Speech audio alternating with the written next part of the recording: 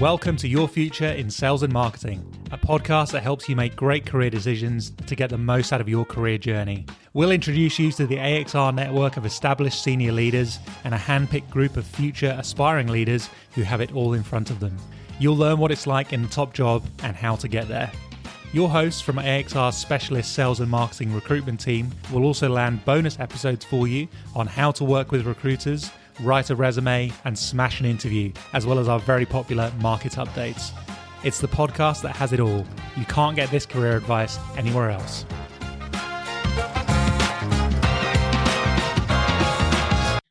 Well, welcome to another episode of the Future Leader podcast, hosted by AXR Recruitment and Search. In this series, we'll be joined by professionals across sales, marketing, category, and everything in between who are in the middle of their career journeys and tracking towards those top jobs.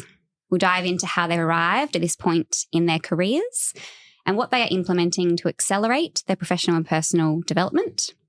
We'll also touch on life, mental health, and how to find balance, as well as what's happening more broadly in the market. My name is Amelia Kettle. I'm a brand and marketing recruitment specialist at AXR, and I'm joined by my colleague, Andrew Cannock, who is a sales and category specialist. And today, we're delighted to be joined by Samantha Corrigan, customer marketing manager at SC Johnson. Thanks so much for joining us today, Sam. How are you feeling? A little bit nervous, but I'm excited to be here. So thanks for having me. You're welcome. Thank you for coming in. So let's dive in. By way of introduction, Sam, do you want to maybe kick us off by talking through a high-level overview of your career to date? Yeah, sure. So my career so far has been quite diverse. So working across category management, sales and marketing, which I think is really cool. When I left high school, I had absolutely no idea what I wanted to do with my life or my career. I had dreams of being a getaway host, so traveling around the world. But my dad was pretty quick to point out that Katrina Roundtree already had that job position and to get my butt to uni and leave the jet setting for holidays. So I figured he probably had a point. So I went to uni and I did a Bachelor of Commerce with a major in marketing. Then when I graduated, I was fortunate to get a grad position with Coles. So made the move from Sydney to Melbourne for that. And initially, I actually applied for their marketing position. So I went through the process, I went through the interviews, and HR dropped some pretty serious hints that they thought I'd be a really, really good fit for category management. And they explained to me that they had 7 positions for category management and just the one for marketing. And, you know, it was like my first job out of uni and kind of reading between the lines. I was like, yeah, sure, why not? I'll give that a crack. But in all seriousness, I'm actually really happy that I did start my career at Coles in category management buying. I think Coles have a really good way of instilling a customer first philosophy. And I think that sort of thinking has really impacted me in my career. But then also from like a supplier point of view, understanding how supermarkets operate means you know what levers you can pull and how you can try and influence an outcome, which has been really cool. So yeah, that was the first 2 years of my career. It was a bit like a commando course. So you had 4 different rotations. So I worked across bakery, freezer, merchandise transformation. So that's when the grocery code of conduct came into play. And then my last rotation was with Coles Express, so all things convenience and petrol. So when that came to an end, I knew that I wanted to join supplier side. I was open to roles in both sales or marketing, but was fortunate to find a role with Mondelez as a national account exec. And that was back when Mondelez had brands like Kraft Peanut Butter and Vegemite. So I was managing those brands. And I just absolutely loved it. Mondelez had a really great culture. I was working on some really iconic brands. And I also had a really clear career path there. So at the time, I was working my way up to be a national account manager. So at that stage, I was all things sales. But, you know, life has a way of intervening and I got a phone call from a recruiter. So they were looking for a NAM Indies role with a company called Obella. So Obella, if you don't know, is a joint venture between PepsiCo and an Israeli company called Strauss. So they own dip brands like Obella Hummus and Red Rock Deli Dips. So initially I was quite hesitant. I was like, oh, I'm pretty happy in Melbourne. I don't really know if I want to leave Mondelez, but Obella just had such a great selling story. They had phenomenal growth year on year, which you just don't really get in FMCG. At the time, the company was 5 years young and they had a really entrepreneurial spirit. So I was like, oh yeah, I'll do the interview, see what happens from it. And during the interview, Chris, the MD at the time, was asking me all these questions about marketing. And I was like, okay, it's a bit strange. This is a sales interview. So I was like, all right, I'll tell you exactly what I think about marketing.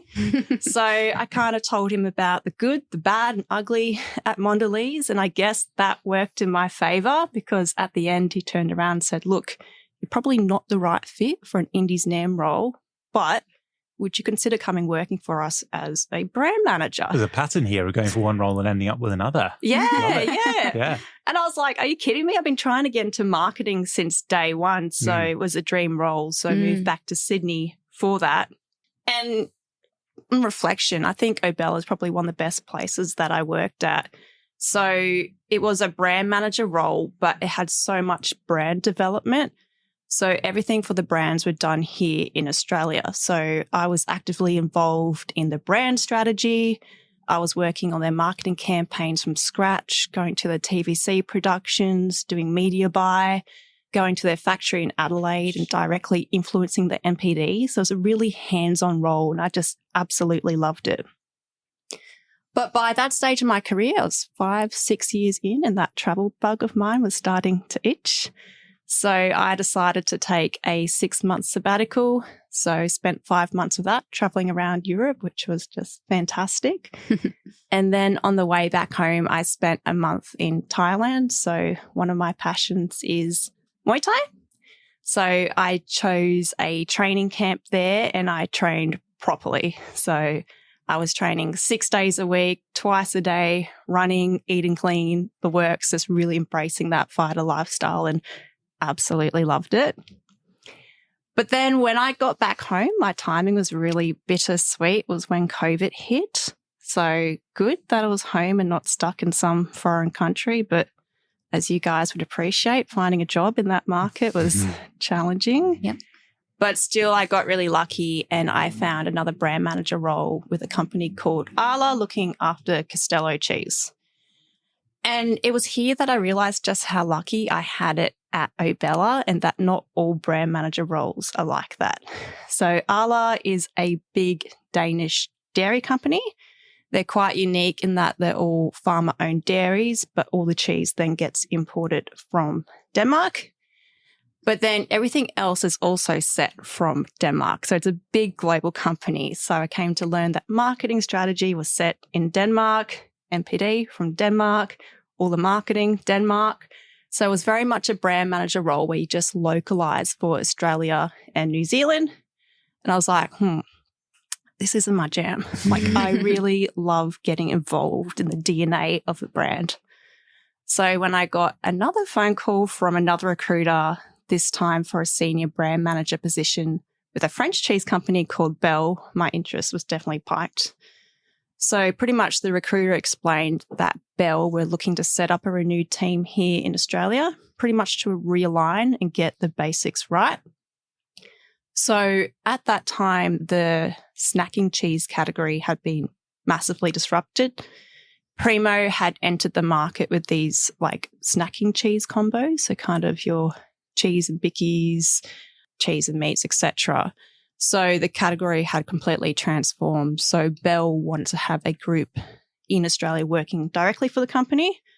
So it was a really unique setup. It was myself and my boss, the country manager based here in Australia. We would use Manassan as our distributor. So they distribute our brands like Baby Bell, The Laughing Cow, Boursin. We had 5 full-time employees, but they were all based overseas.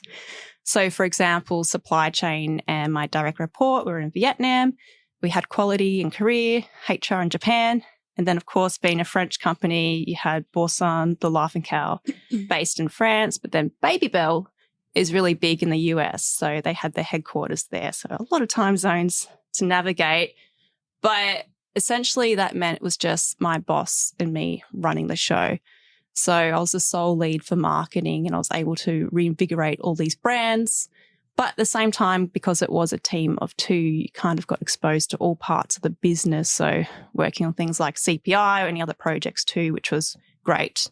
So phenomenal role, but of course, every role has pros and cons. And it was kind of the loneliness that made me leave.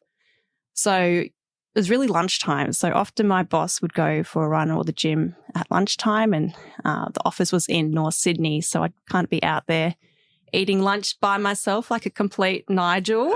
And, you know, like North Sydney just has such a nice buzz and you got teams everywhere. And I was just like, I need a team again. Like I need to be able to collaborate and kind of just get that feedback from people too. Like back at Bell, I'd be like, oh, I've got this great, amazing marketing idea. And I tell my boss and he's sales. He'd be like, oh, that sounds great. I'm like, I kind of need that feedback too. So I was like, all right, I need to find a bigger team. So that leads me to my current role now. So customer marketing manager at SC Johnson. And I guess I was attracted to the role for a few reasons. One, category in customer marketing at SCJ is very much a hybrid role between sales and marketing. So, you know, getting involved with channel planning, range reviews. So kind of bringing those 2 skills of mine together. Also the fact that it was non-food. So I'd always worked on food brands in the past. So this is pretty much all cleaning. So I was like, all right, see what that's all about.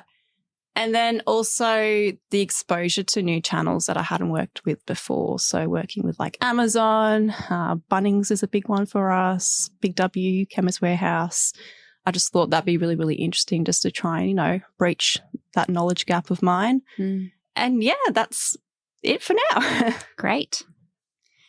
And in terms of, I suppose, professional development, it sounds like you've invested a lot of time over the years, but also it sounds like there's been a lot of things that have pulled you in certain directions over your career as well. And it sounds like recruiters have had a bit of impact over the time. How do you make those decisions in those moments where, you know, you haven't exactly been actively looking? What is your kind of decision-making process? Yeah, I think I always look for roles that will challenge me and are a bit meaty. So I think when those roles come up, just kind of pausing and thinking what I want to achieve in my career, trying to understand the company, what skills I will learn, how that will kind of set me up in my overall career journey. Yeah, that's kind of those factors that I consider. Yeah. And the thing that strikes me is the breadth you've already been able to accrue over your career. Yeah. And when we talk about making career moves, we talk about creating contrast, so contrasting experiences. And two of the biggest factors you can play with are business size and ownership structure. And you've experienced a few different variations of those already. And within that, presumably different leadership styles. Yep. So when you think about the leadership styles that you've experienced, what are they and what impact have they had on you personally? Yeah, I guess one of the things I've always struggled with in my career is confidence. And the influence of leaders that I've worked with have really impacted this. So when I think back to the start of my career, I work with some leaders who were really, really inspiring.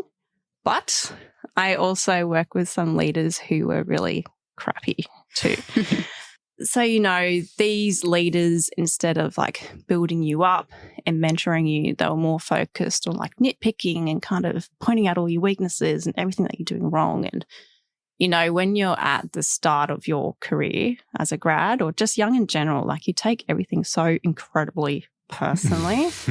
And I found that to be really deflating and my confidence just absolutely plummeted.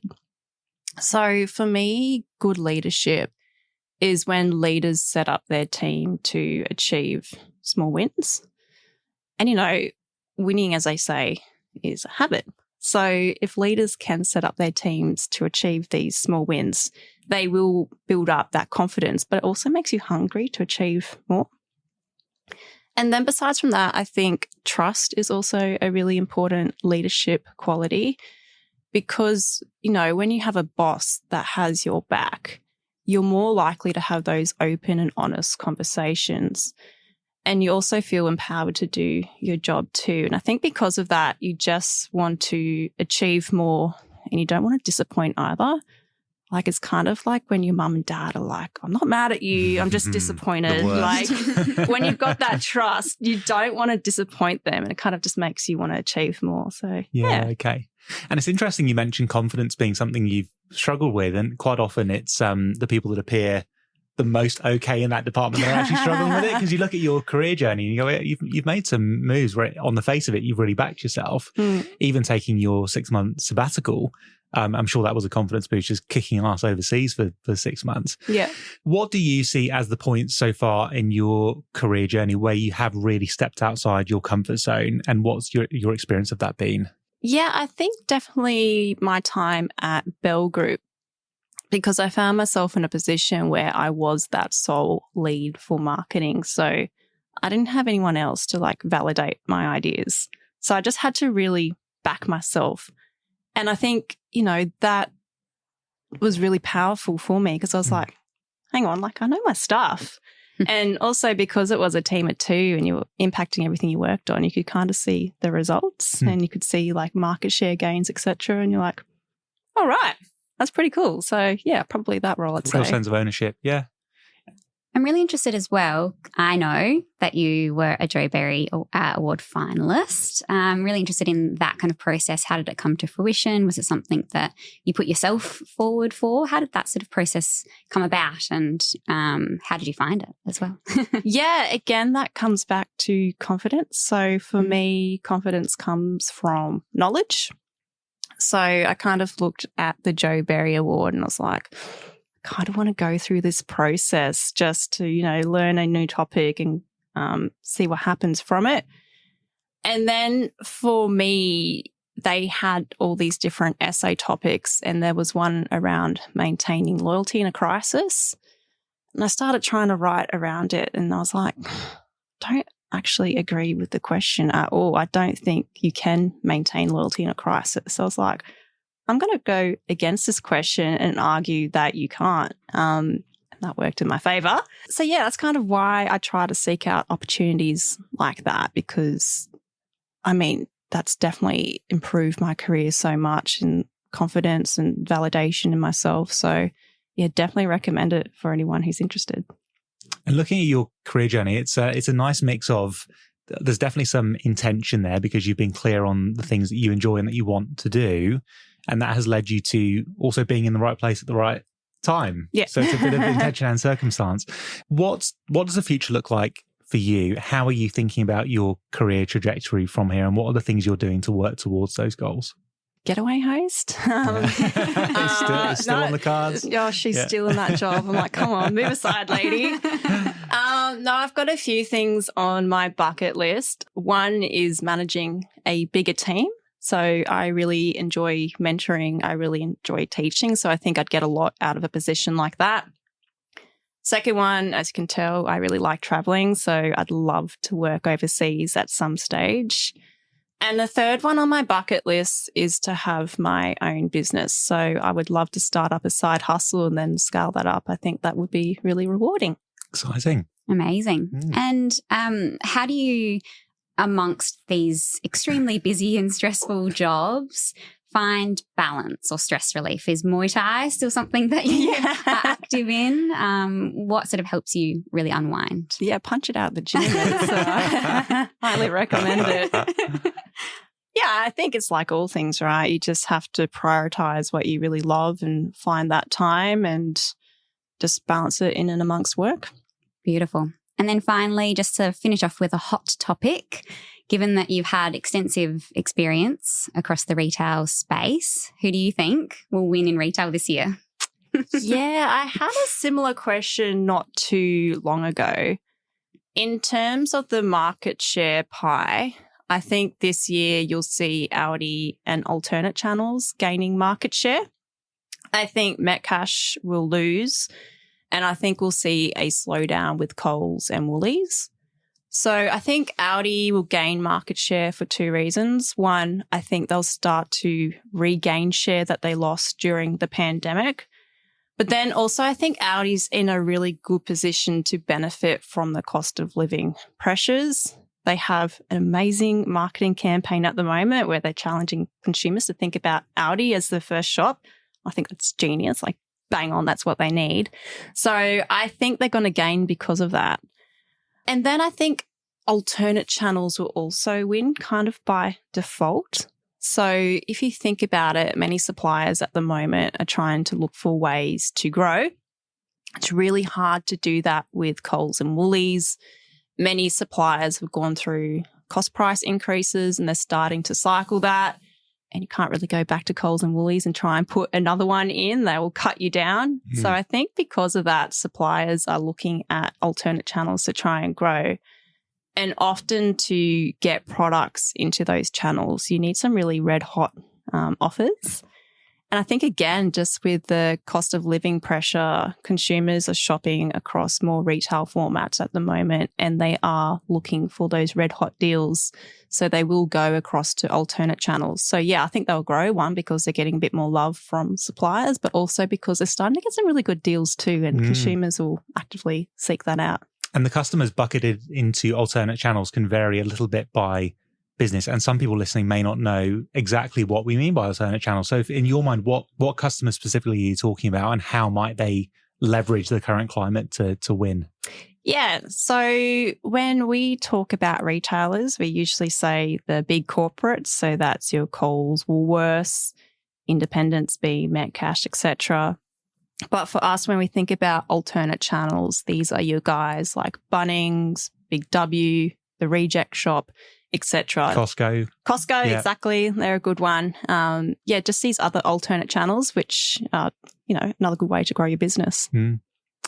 Fantastic. Beautiful. Well, thank you so much for joining us today. Really appreciate that. It was a really great, honest, transparent chat and hopefully some insight for our listeners. My name's Amelia Kettle, joined by Andrew Cannock. And thank you so much, Samantha Corrigan, for joining us today. Cool. Thanks so much for having me. We hope you enjoyed today's podcast from AXR Recruitment and Search. We're passionate about helping you get the most out of your sales and marketing career. Keep listening as we bring you more career insights and advice from Australia's inspiring sales and marketing leaders. See you next time on Your Future in Sales and Marketing.